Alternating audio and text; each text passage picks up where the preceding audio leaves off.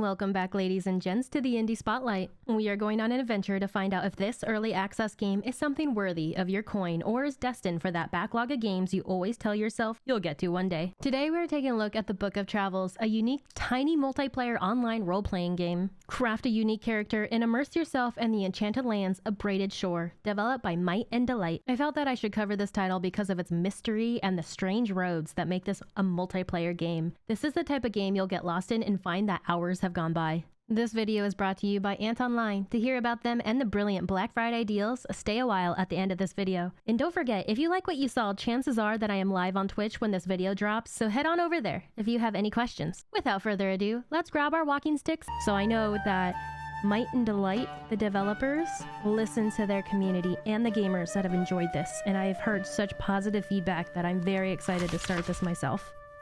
Without further ado, let's start our adventure.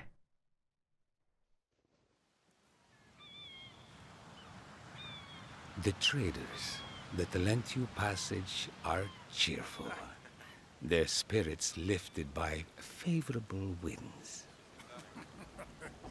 They call it the sleeping sea, and it has slumbered as it should. But names are nothing to wind, and winds will blow as they please.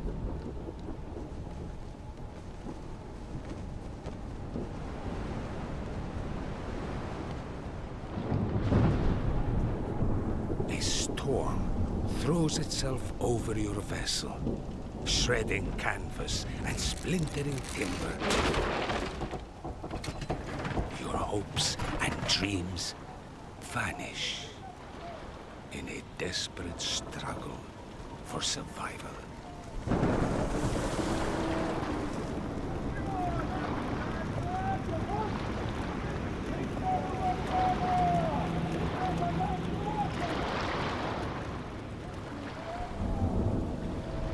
The thundering waves fade. Darkness blossoms into blinding light.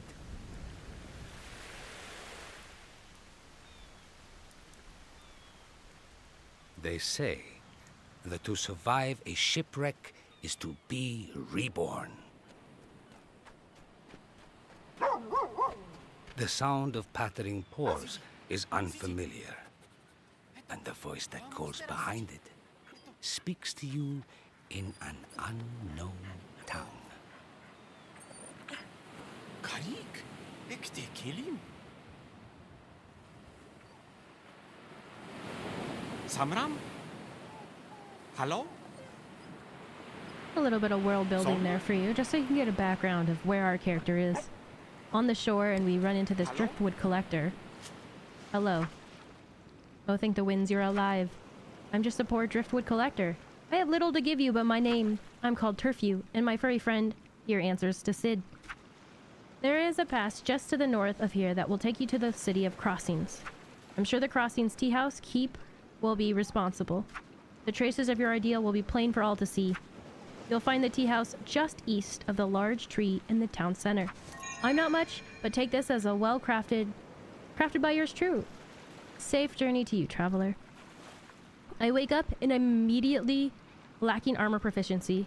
Apparently I'm wearing armor I shouldn't have on. I'm wet. I'm battered and bruised. I need a little bit of love and care. And I'm tired. Let's see if we can interact with this puppy. I feel like this puppy should just like remove all these buffs and make me instantly happy. But yeah, let's see what it is I'm not allowed to wear. I guess I can't wear that. Was it that or this? It doesn't matter because like my character doesn't change. So looking at our character right off the bat, you have your knowledge level, which it looks like I just started. You have life petals. You die and you lose a life. Apparently I only have 2 and they'll go away. We have our force, and our force is our power. It's what governs our abilities with weapons. And then our ward, which is granted mainly by armor and protective equipment. So I have no ward because I took off my armor. This game is so vast.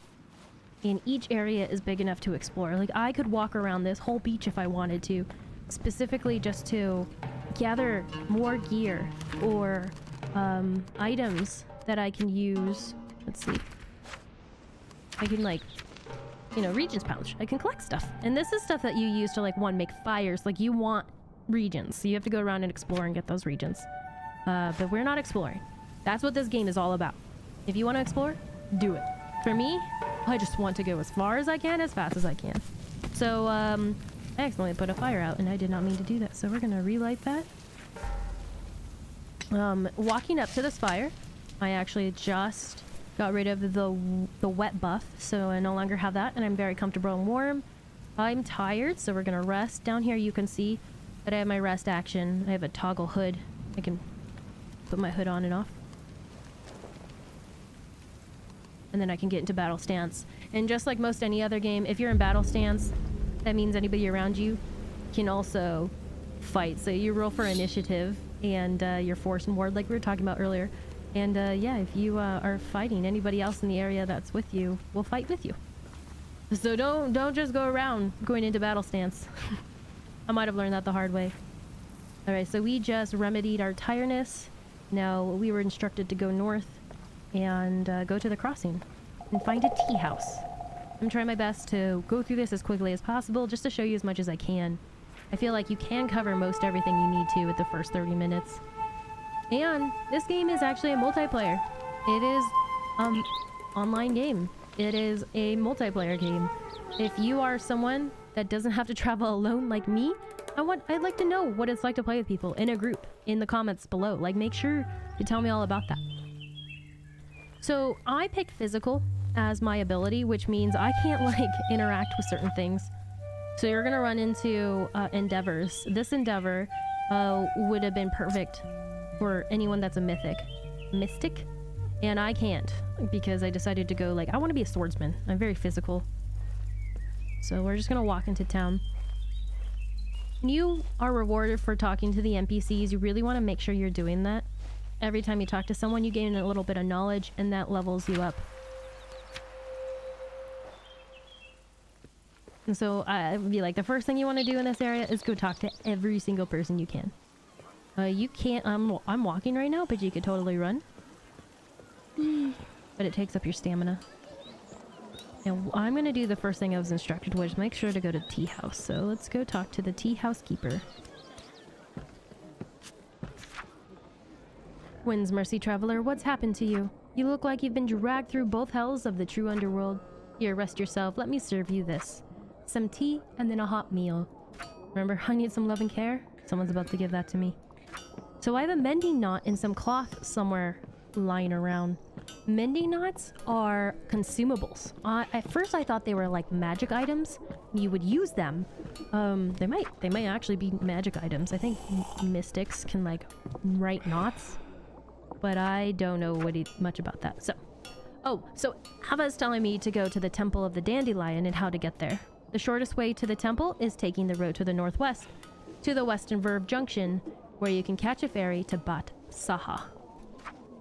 Once in Bat Saha, walk southwards along the shore and the temple should reveal itself to you. Alright, that sounds like a plan to me. So she gave me a plain shirt and, oh, some food. Thank you. That's very kind.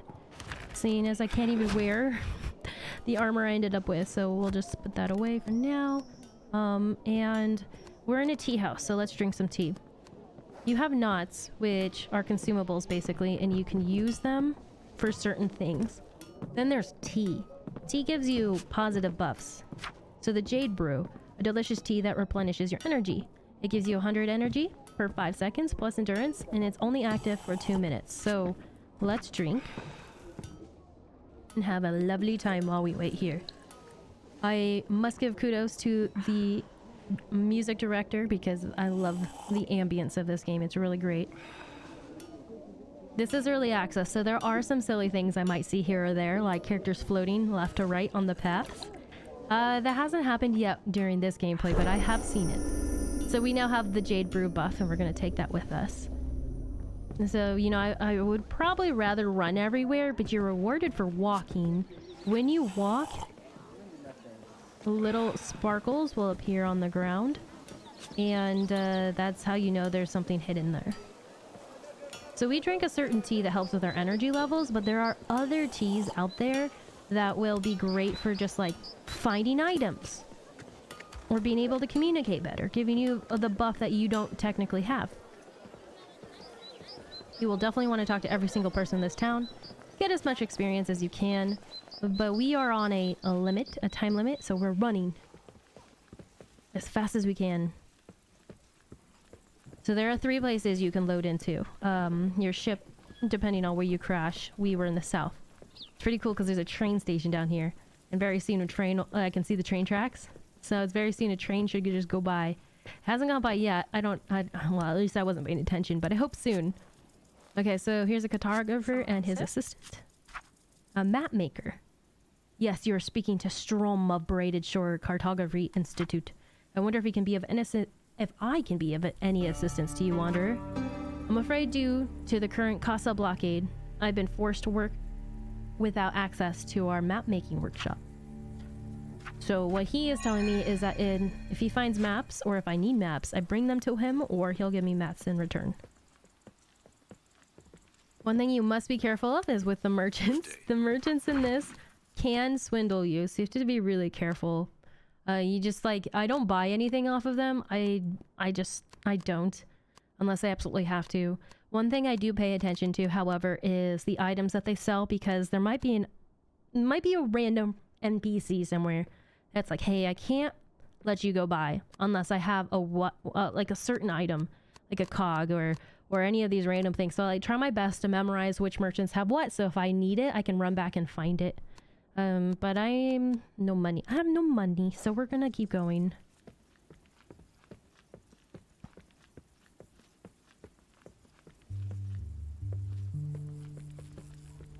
I know that there is a personality trait that will actually make walking on the road much faster if you have that active.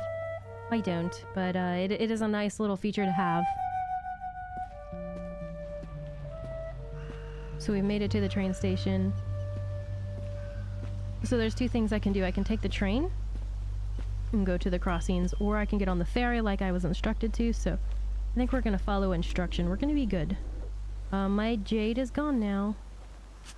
It was great. It was great tea while I had it.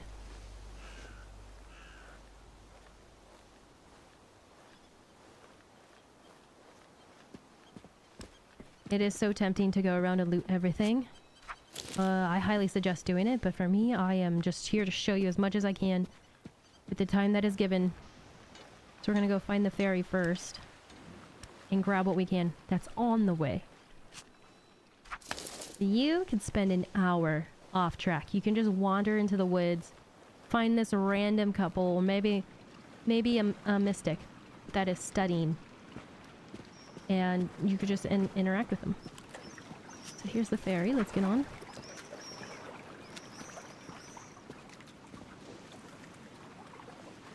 But yeah, the community feedback has been great. And I love the fact that the developers will listen to their community and take any feedback and put it into the game. This game almost feels like the gamers are the ones that made it, instead of, you know, the developers. So it's a really nice relationship that I see between the devs and the gamers and the community, and I really like that. So that's why this appealed to me so much, because I'm like, what is it about this that makes it so fun to players? Because it's supposed to be like an MMO, but it's a TMMO. It's a TMO. Tiny multiplayer online RPG. It feels like Book of Travels made that happen on their own. Like, this is their own game. This is their own world. And I just wanted to see what it was like, and I wanted to show it to you. But like, what makes it so tiny? It's almost like, yeah, I could play this game by myself, but there's certain endeavors that are like, you need a group.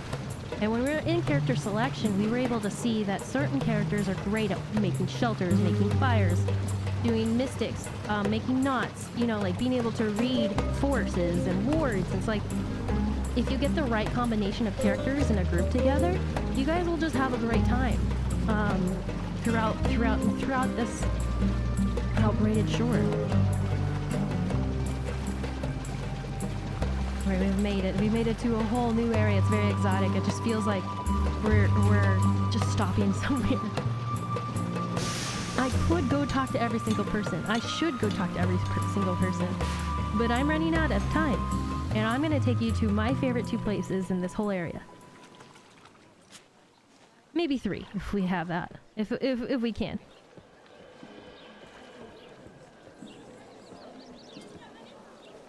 I do know at this tea house, they have a tea that makes it so you can see people and things that aren't a herd. So this tea house, if you drink the tea there, it gives you the ability to just like honestly see where, like if you were to walk through the woods and there's people behind bushes, you'd be able to find them. It would tell you they were there.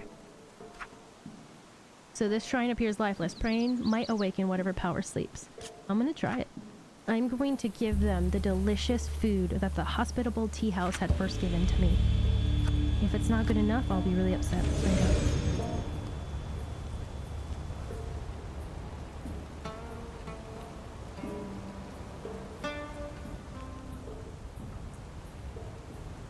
Oh, I got a ward blessing right there. So I get an extra ward. So, using that... Oh, I see something sparkling over here. Oh gosh, it's so tempting. I see sparkles and I'm like, I want it, I need it. Okay. I'm not frustrated, you're frustrated. Alright, let's see what's down here. So, clothing store. Okay, so this is a personal favorite. I'm gonna talk to this guy. He's the foreign pet shop owner. Why, hello there. A rare thing indeed for anyone to Batsaha to take time to talk outside the walls of a tea house. What a treat. My name is Cass Parson, and I have only just recently settled in Braided Shore. My homeland lies far away. The culture and wildlife are very different here from that of my homeland, I can tell you. I have, for instance, as yet to see a single winged goat since I have arrived. Well, except for Amelia here, of course, but then I brought her with me to protect me from evildoers, should the locals prove hostile. Animals have always fascinated me, and as soon as I get my shop here in order, I intend to travel around and see the wondrous creatures that roam the lands. Oh, I don't know if we saw there might have been people on the shore when I loaded in at first, but like there are random creatures. I've seen bushes with legs. You know, like there are random creatures in this. So anyways, he's opening up a shop. I'm really excited to see the animals he brings in and what happens. He gave me some pet treats. And so I'm gonna come over here and feed this winged goat. So first we're gonna pet it. First off, there's a winged goat. Oh. Second of all, here's a treat. You deserve it. In return, he gave me, or the goat gave me, winged goat feather. What it does? We'll find out eventually, I'm sure. So here's the tea house. What was the tea again? Let's see. I'll tell you what it is real fast. So it's the Kotore brew. Why don't we drink it? I'll show you what happens. I feel excited. But the tea houses are great places to go. You know, in traditional RPGs, you're gonna find like a tavern, and that's the best place to like find missions or interact with locals or foreign folks, or that's the tea house of this book of travels. We have to wait for the buff. But it is fun. I've run into some interesting stories, really cute and funny ones. The winged goat is definitely one of my favorites. The kids are always so funny and sarcastic. They're still innocent, you know. They're still thriving, and it's really fun. So if you are lucky enough to get a weapon at the beginning of the game, then you can talk to the warden. So this is Malku Su Warden. I have not been lucky enough. I might have enough money. So he has an oak wood practice. Word. Let me see. Do I have enough money to give you? 41. 49. I'll give him the small desk. 48. I want that. It's 58. I'm gonna give it my bread. I'm gonna go hungry. And now I have a sword. How do I... Let's see. We have a practice sword. Now let's talk to him. Somna. Come back when you are overburdened with riches. So you can buy skills from him, which we just saw. Okay, so he'll instruct me if I draw my sword. So, we're going to go. We're gonna go into battle stance. My initiative was first. Technically, I went first. So his force is much stronger. So his attack is 4 minus 2. His defense is higher. He just got rid of my wards. My shields are down. I am not doing anything. He is doing everything himself. Luckily, because it's a duel, I'm not gonna lose a leaf, so. But that was my first battle, and I'm actually really excited about it. I don't know if you heard it in my voice, but that made me really tired. So, I'm also lacking in proficiency, so if I were able to get, you know, the armor proficiency of the weapon, then I could actually take this back and be able to wield a sword. So I was wielding a weapon when I wasn't really supposed to. So we're gonna put this back here. My tiredness is gone. Oh, nice. Okay, so it was a duel. You know, I didn't have to suffer the consequences. One awesome thing about exploring is I know that somewhere in this area there is a poor blacksmith, and if you have a chunk of metal on you, if you found one, if you were lucky enough, then you can actually talk to him and he'll make you a sword. So you don't have to go to one of those merchants who are just going to swindle you. You can actually find the blacksmith and he'll help make that for you, which is really, really cool. Speaking of cool, you should check out the Antonline Black Friday deals that are going on right now. You can save up to 85% on the coolest tech. The holidays are amazing for gamers, streamers, and tech enthusiasts. With the holidays coming up, I am grateful to be able to make these indie spotlight videos for you guys. Book of Travels satisfies my wanderlust and need to get lost. The community behind it makes me excited to see where the game will end up. I usually go live on Twitch right when I post this video. You're welcome to come hang out. And if you've enjoyed this video, then hit that thumbs up and subscribe button. I'll see you later.